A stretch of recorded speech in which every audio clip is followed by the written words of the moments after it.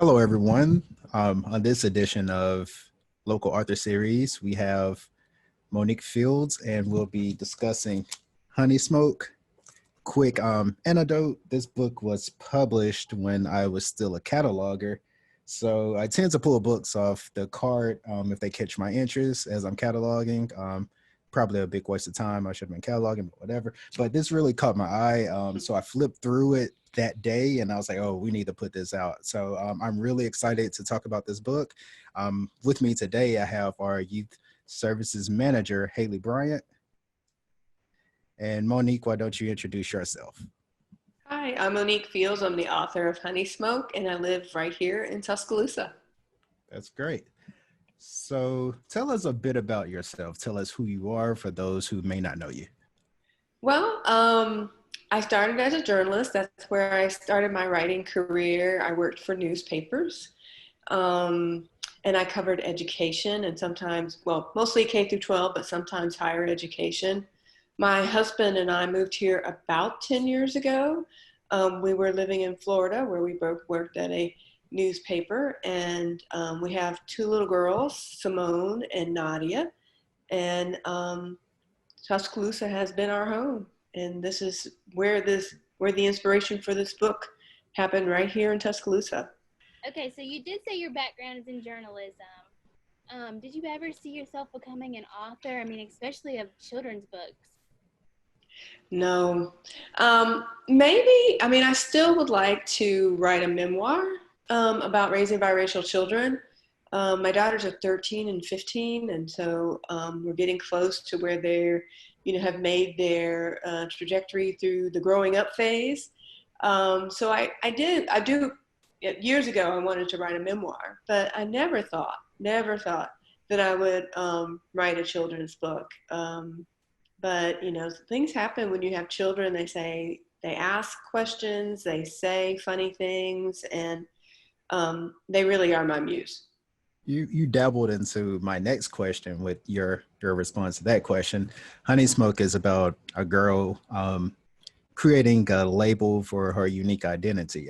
So how did go more into how the idea of this book came about, because you said it was heavily influenced by your daughter, but what made that light bulb flash and say, hey, maybe I should make a children's book about this?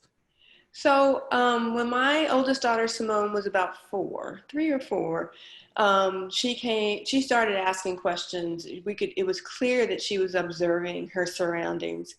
Um, and one day she asked about skin color, or she was just observing different skin colors. She was really showing me that, my dad, my husband is white, is very different from me.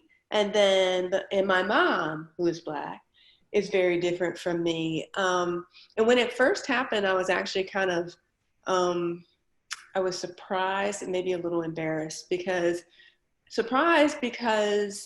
I didn't think those questions would come so soon. I was like 3, 4 years old. Come on now, this is too soon. Um, but then I also didn't have a good answer for her questions. And so I came up with, um, I thought it would be a nice way to use Honeysmoke to show how one child comes up with her own identity, and as an example for other children to know that they can come up with their own identity. We have in our country, in the United States, we have all these boxes that we have to check. You check your gender, you check whether you're American or you're from some other country, and then we have those boxes where you check race. Fortunately for us, our governmental agencies are allowing us to choose more than one box, but that wasn't always the case. And what if you don't fit in any of the boxes? Then this is a way so that children can, sort of more or less create their own identity. Absolutely. That's a very interesting way to say that too. I kind of forget about all the government documents and have to Mm-hmm. really fit into that mold. So it's very beautiful and very important thing to touch on with kids. So you said that you didn't realize that you were wanting to do kids books, but why a picture book for this story? Why do you think it was important to do that? Well, all these things are kind of fluid. It's not like just one day I woke up and, I said I wanted to write a picture book. I knew I was a writer. I wanted, I was reading, one of the things they tell us, tell parents is you've got to read to your children. And I read to Simone as an infant. And my goodness, by the time she had gotten to 3 to 4 years old, I was reading 8, 11 books a night before bedtime. And you read those books enough, you're like, I can do this. I can come up. So there were a couple of things. I knew that there wasn't a book like this one. There had been in the past, but it had been a while. There had been a really good one in the 70s, and there were a few actually before Honeysmoke, but I didn't own those books. And I saw that there was a gap really in the literature.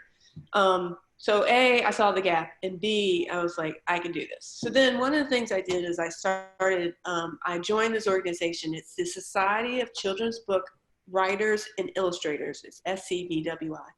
And that's basically what they do. They have conferences they have regional conferences all over the United States. And then there's a national conference. There's actually a conference in Italy every other year. And I started going to these conferences where basically you're talking with all these other children's book authors and illustrators about writing this book. And I started out at the very bottom. I went to a free critique, and I found one of the people who was running that critique that day is now my mentor. And she saw something in this book, which was not called Honeysmoke at the time. And she sort of helped me nurture it. It took a long time. So 11 years from the time I had that conversation with Simone until the day it published. It was 11 years had passed. Oh, wow. That's because that was actually my next question. Oh, yeah.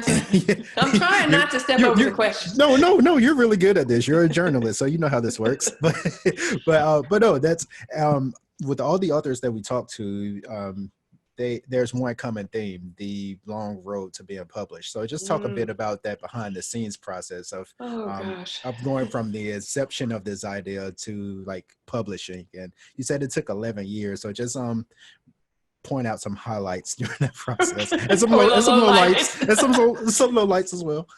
Yeah. So, well, I knew how to write as a journalist. Almost every kind of writing genre has a style, or for lack of a better term, some rules. And so I had to learn how to write a children's book.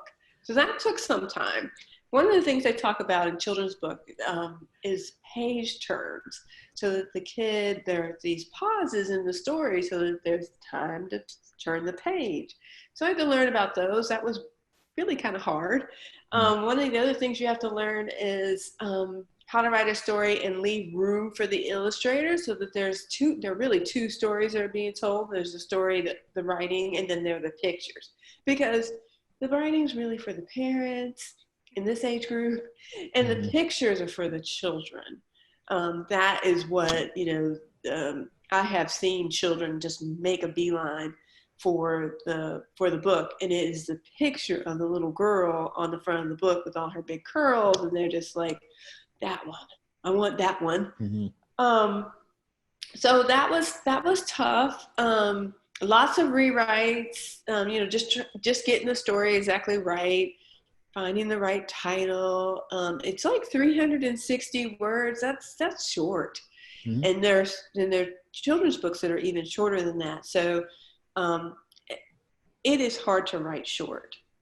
It is hard to tell a story in so few words. So that was a challenge. And then the biggest challenge really was finding an agent. There are a lot of people who want to do this. There are a lot of people who are doing it already. And it's like, how are you different? What are you going to bring to the table? It's hard for new writers to find agents, because the really good agents, they've got everybody they need. So it's hard to get on with an agent who's really good. You might get a young agent, and they may have a lot of energy and a lot of stamina, but they may not have the contacts in the industry, which is really needed, in order to get someone to take notice of you and your work. I got lucky in that point that soon after I found an agent, we were able to sell Honeysmoke. A lot of people can be on what they call on submission for months and even years. That was not the case with Honeysmoke. Once I found my agent, we were able to move forward with the project. Yeah, I'll tell you something fun. I've always wanted to write a book, but I have all these stories, and they're picture books, because whenever I go through the catalog and I'm shelving stuff, I'm like, oh, I could do this too. I have those little moments like you said, but it's so challenging, I wouldn't even know where to start. So that's a very interesting journey. So you talked about some of those challenges, but what were the challenges of taking this complex topic and of racial identity and making it something where children can understand, something they can relate to as well? Yes. So one of the things you learn is that you sort of have to think about problems like a child. And you sort of have to think about, okay, how would a child go about exploring this? And so that takes some inner thought, because it's hard to think like a child. And I mean, even so, you have to think about it. Okay, what does a child have at his or her fingertips? And so that's where I came up with crayons and colorful pencils and chalk and a tire on a tire swing. So things they might find in their regular surroundings. Because while my daughter inspired the book is fictional. She inspired it with her question, but telling that story would not have worked for young children. And so I did have to find a way to tell the story so that children could relate to it. And that was one of the things I did, is like, okay, where would they be? What would they have? How would they do it? How do they think? Now, it helps to have had children and to watch them, discover their world. Like my youngest daughter, I remember, she would discover things, and she would act like she had discovered it. Like it was the first time that, she had touched grass and knew that the grass was green and it grew out of the ground, so you do have to have that childhood wonder, so that's one of the things I try to, just tap into, get down on children's level, So you mentioned when you're out and about and you see younger children gravitate towards this book, it's because the beautiful girl on the front, and I also like the colors, like the cool blues and also the brown hues. So you worked with a very talented illustrator, Yesenia Moises, to help create the look of this book. So talk a bit more about how you created the look for Simone, and also what type of aesthetic were you going for with this book? Okay, so here's one of those common misconceptions that people have about picture books. Unless it's an author illustrator where the person wrote the words and they drew the pictures, the author and the illustrator were completely separate. That's news to me. Yes. So what happens is that the editor, the publisher, the artistic director, they have different names. So I had the words, and we didn't have any pictures. And so then the editor chooses an illustrator.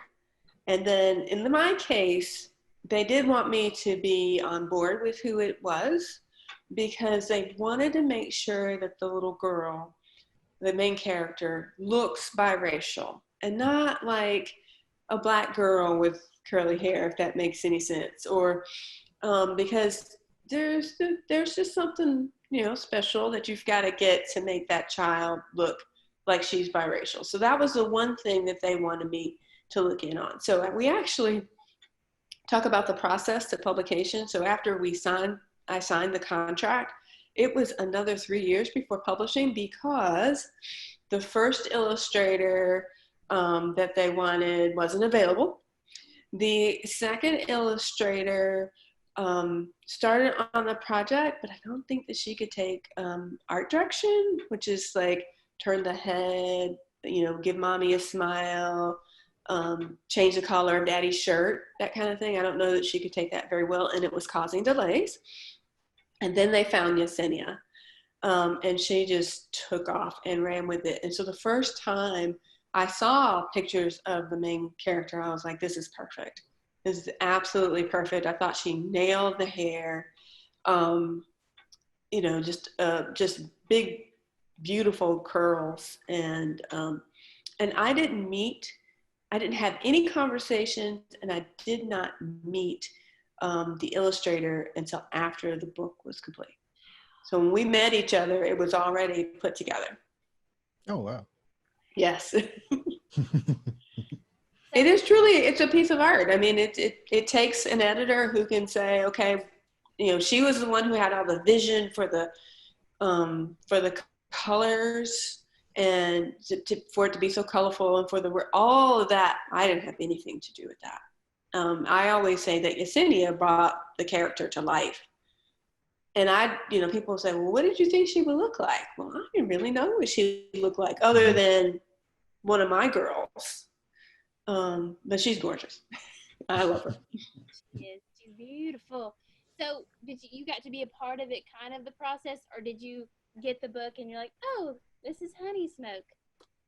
Well, so I saw the main character. They really just wanted my feedback on the main character. Does she look biracial? Mm-hmm. And then what they'll do is, so they would, you can share everything. Let me see how to do this. You can share everything pretty much via the computer, right? And so they would share, this is the jacket. They would share that. And then eventually you get spreads, which are these, both pages. You'll get spreads. And as we had a few things to talk about there, but not a lot. Because what they want to do is they want to make sure that the illustrator feels like the work is just as much a part of her, she's just as much a part of the work as the author. So if I had any questions or concerns, those were filtered through the art director, who then would either think that I had a good suggestion or not, and then would talk with the illustrator. That would be really challenging to have to just kind of get the pictures and be like, okay, I kind of hope that this works out, especially after having a couple people that you went through that maybe didn't see the same vision. That would be really hard to take your hands off with. It can be, but I guess because of my journalism background, say, a reporter I was a reporter, I work on the words. I write the story, I report the story, but then someone else would have a camera and would take pictures that would go along with that story. And then the editor and the photo editor would figure out. So I was used to the process, but I'm sure there are countless stories of people throwing fits because they didn't like, they didn't like something. They didn't like the, they didn't like the pictures, or they didn't like this, there are countless stories about authors who don't like the covers of their books. I love the cover of my book. But I just think they nailed it. And I think if they hadn't, then and I had a serious concern that they would have taken that into consideration. Absolutely. Well, like you said, the cover is absolutely beautiful. And I feel like when I say Honeysmoke, it's just so warm, and the picture, she has a warm kind of vibe about her. It's a very unique name. How did you come up with this color? Tell me about the process about coming up with the color Honeysmoke. So because I'm a journalist, there's a piece of truth in almost everything that I do. And when I was a kid, I was Honeysmoke. I have a cousin who obviously is very creative, who gave me that nickname. And that was my nickname when I was a kid. And oh, I don't know.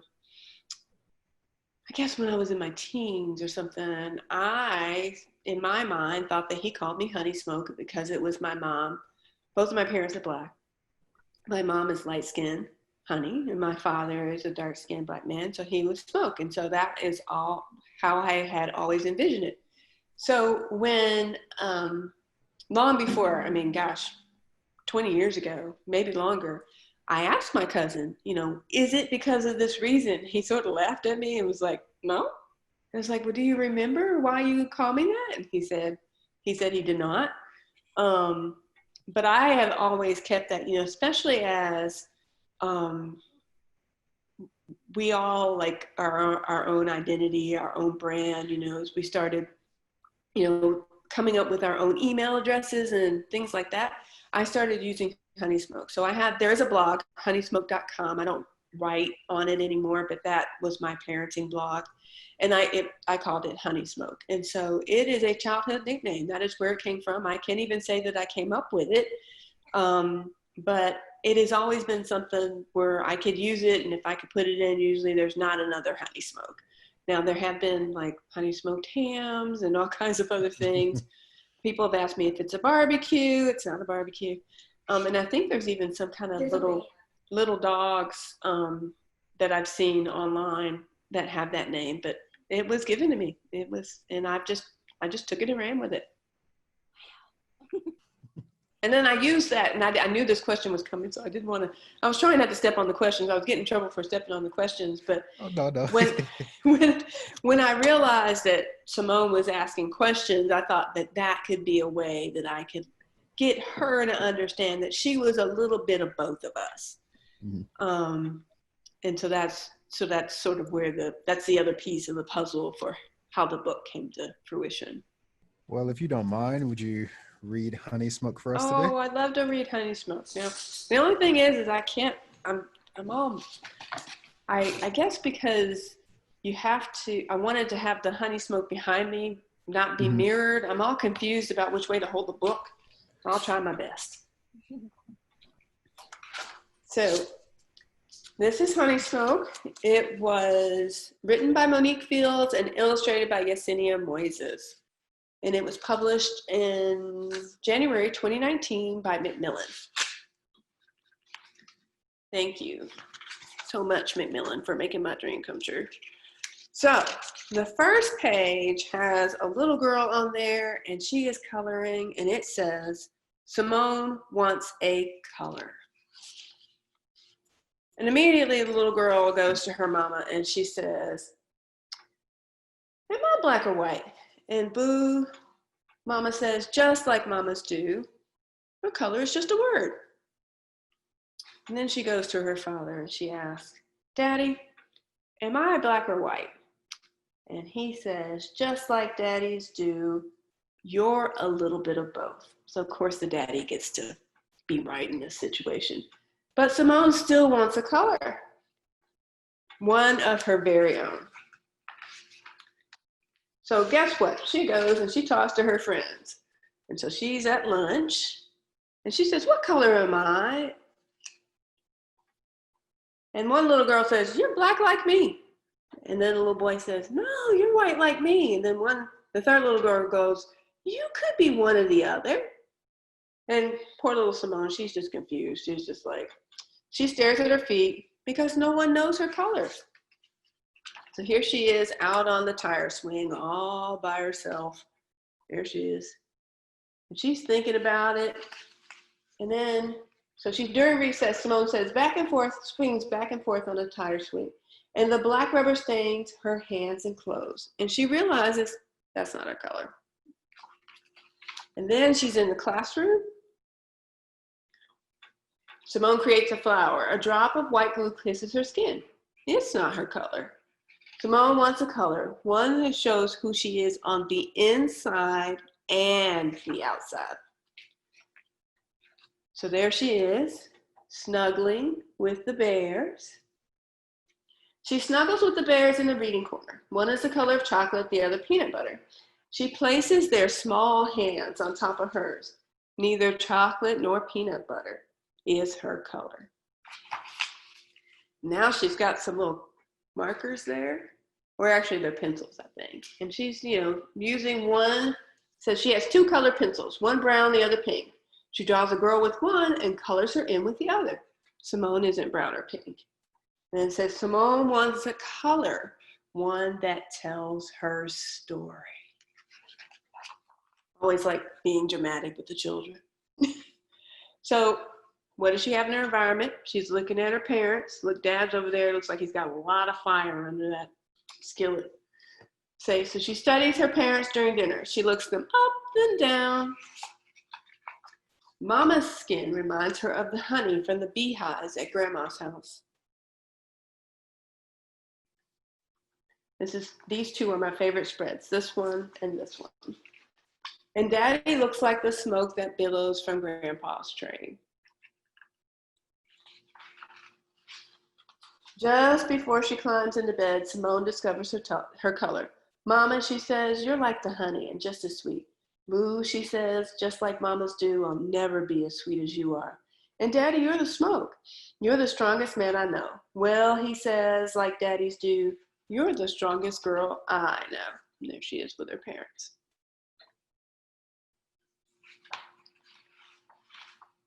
Simone knows her color. She is Honeysmoke.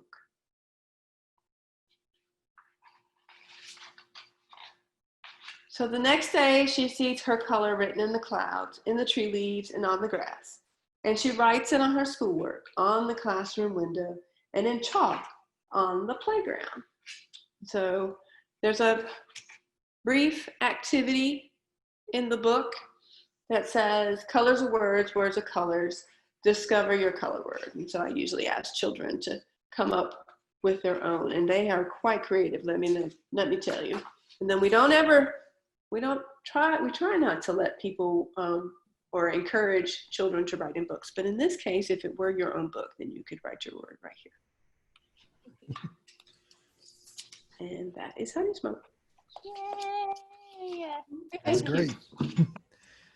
So this, like I said, I think this book is very important. I think as we start to see the family union in this country change, with different people of different colors coming together to create families, their children need to have these conversations with their parents, and this book fosters those type of conversations. It's a very important story to tell.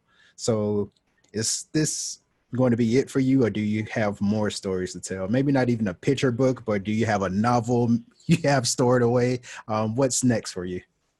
Well, I am working on, I've written a nonfiction picture book, again, going back to my journalism roots. And we're working on that. And then I'm also working on another nonfiction, it's a nonfiction chapter book. I've written some other books, some manuscripts that are children's picture book that I hope that we will put on submission, including one about my youngest daughter, or that was inspired by my youngest daughter, because if we have one that's inspired by my oldest daughter, we've got to have one inspired by my youngest daughter. I'm not going to get any peace until that book is published. So I have definitely more books in my future. It again it's a business and it's a process, and sometimes you'll get, this often happens, I think you'll get one book out and then you realize how to continually work on, and so I'm hoping maybe at the end of the year that I can have some good news to tell people about some more work. I certainly hope so. Definitely more. And I would love to write another Honeysmoke book. That, there are factors that have to play in that, but I think there could be at least another one or two Honeysmoke books. That would be great. Awesome. Well, Monique, that's all we have for you today. Thanks for joining us. I hope everyone that watched this enjoyed it as much as we did. For those who are interested in picking up a copy of Honeysmoke, you may check it out at Tuscaloosa Public Library. But for those who want to own this book, Monique, tell people where they can find us. Oh gosh, you can pretty much anywhere books are sold. Here in Tuscaloosa, I know that it has been available at Barnes and Noble, and I also know that it is available at Ernest and Hadley, which is our independent bookseller. And because we're in the middle of the pandemic, if you don't want to go out, you can get it online. Amazon, indiebooks.com, I think, or something like that. Pretty much everywhere. All right. Well, that's all we have for today. Thanks for joining us. Until next time, goodbye. Bye.